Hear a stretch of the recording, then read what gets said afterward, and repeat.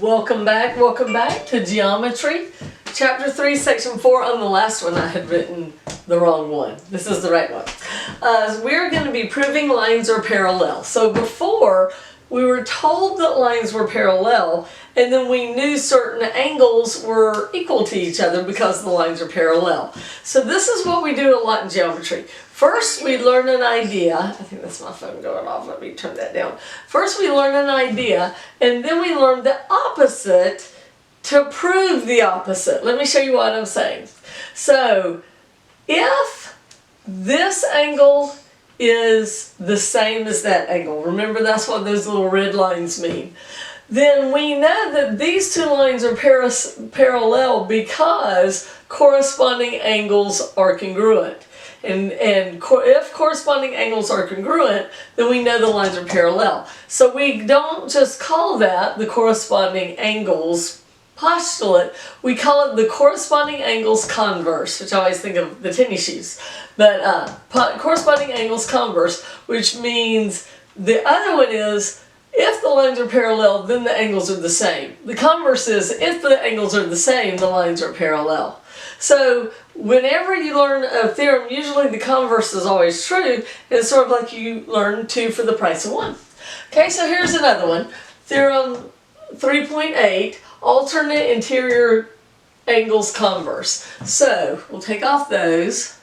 If we have alternate interior angles that are the same, then we know that the lines are parallel because of alternate interior angles converse.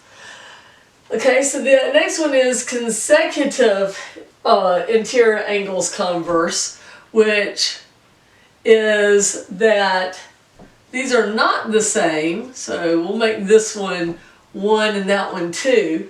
If measure of angle 1 and measure of angle 2 equal 180, then we know that they are making those two lines are parallel to each other. The last one is alternate exterior angle converse, which is if you have alternate exterior angles that are the same, you know the lines are parallel. Okay, so here's an example. Here we have two lines going across.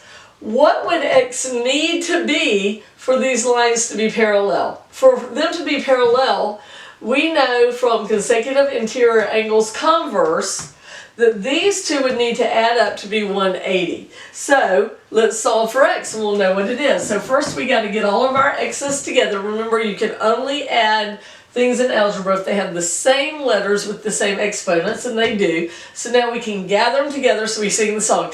Gathering up your terms, says the one with the dance, 2 on each side. Stowing away the time. Okay, now we can do the problem.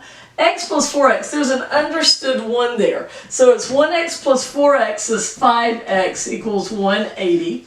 Now y is x not alone, it's multiplied by 5, so we do the opposite, we divide by 5, but we have to do it to the other side because you're allowed to do anything you want in math as long as you do it to both sides of the equals.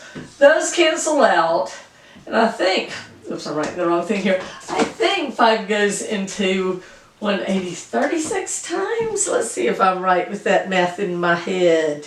Yes. Of course, you would do it on a calculator. So x equals 36. So if x is 36 degrees, then we know that those lines J and K would be parallel. Okay, here's another one. This one is 2 sailboats going across at the same angle, so we know they're going parallel. And I've never been sailing, I don't think. I've been on a yacht, but it was motorized. It wasn't a sailboat. All right, so this is in your book on page 152. And if we know, the question says, if these two boats stay at 45 degrees, will they ever cross? Will their paths ever cross? And the answer is no, because they have the same corresponding angles are the same. We know the lines are parallel, so they won't ever cross. This one, it says which of these lines are parallel? Is it these two or those two? Well, we look at this is 58 and 61, and those are not the same thing. I'd rather have $61 than $58. So we know those lines are not the ones that are parallel. But if we add this up, 58 plus 62 is 120 for that whole thing. And 59 and 61 is 120 for that whole thing. So the two lines that are parallel, because they have the same corresponding angles, so the angles in the same place are the same, we know that those two lines are parallel. Alright, so this isn't too bad, is it? I think these are kind of fun. I hope you do too, and that you enjoyed working through the homework. Math is fun.